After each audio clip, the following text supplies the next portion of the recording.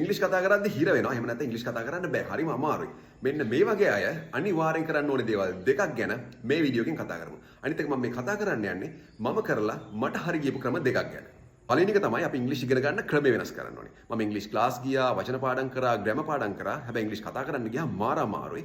ඇත්තට වාක්‍යයක් කියා ගන්නත් මාරම අමාරුයි. අන්තිමට මම ඉංග්‍රීසි ඉගෙන ගන්න එක එපා වෙලා ඉංග්‍රීසි ඉගෙන ගන්න එක නැවැත්තුවා. හැබැයි ඉංග්‍රීසි මූවිස් වලට මම මාරම කැමතියි. මම අන්තිමට හිතුවා ඉංග්‍රීසි කතා කරන්න බැරි වුණාට කමක් නැහැ. අඩුම ගානේ මේ මූවි එකක් බලලා තේරුම් ගන්න ලෙවල් එකටවත් එන්න ඕනි කියලා. ඊට පස්සේ මම පටන් ගත්තා මූවිස් බලන්න සබ්ටයිටල්ස් ඕෆ් කරලා. හැබැයි මේ වගේ තියෙන මේ එක එක සවුන්ඩ් ට්‍රැක්ස් ඉඳ කියන දේවල් මුලදී අපිට එකපාරට තේරෙන්නේ නැහැ. මම ඊට පස්සේ ඇක්ෂන්ස් නැති ඩයලොග් විතරක් තියෙනවා බලන්න පටන් ගත්තා. Dramas, TV series, talk shows වගේ ඒවා. පොඩි ළමයින්ට තියෙන කාටුන්ස් ඉඳන් බලන්න පටන් ගත්තා. මේවත් ඇහෙන්නේ නැත්නම් මම ඉයර්ෆෝන්ස් යූස් කරා. හැබැයි දවසට පැය 4ක් 5ක්වත් බලනවා. හැබැයි සති දෙකක් තුනක් යද්දි මට තේරෙනවා මේවෙන් 90ක් විතර දැම්මට තේරෙන්න පටන් ගන්නවා කියලා. සති දෙක තුනකින් පස්සේ මට ඇක්ෂන් මූවි එකකුත් ඇත්තටම බලන්න පුළුවන් ඉයර්ෆෝන්ස් යූස් කරන්නේ නැතුව.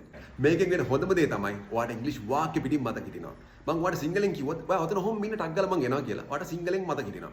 මෙන්න මේක අපිට ඉංග්‍රීසි වලිනුත් වෙනවා. අපිට ග්‍රැමර් චෙක් කරන්න දෙයක් නැහැ. හරි ග්‍රැමර් ඒ වගේ එහෙම්මම තියෙනවා. ඔයා ග්‍රැමර් ඉගෙන ගත්ත ටක් ගාලා ක්ලික් වෙනවා.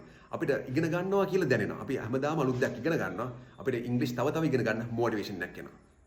දෙවෙනි එක තමයි ෂැඩෝවිං. අපිට කියන්න ඕනේ අපේ දිව අගට එනවා. හැබැයි එතනින් හට යන්නේ නැහැ. මේකට හේතුව තමයි අපේ මේ මසල්ස් ට්‍රේන් වෙලා තියෙන්නේ සිංහල කතා කරන්න. ඉංග්‍රීසි වලට නෙවෙයි.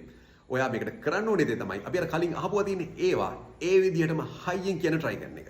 ඔයාගේ මේ මසල්ස් ට්‍රේන් රිදෙනවා නම් එහෙම කරද්දි ඔයා ඉන්නේ හරි ට්‍රැක් එකේ.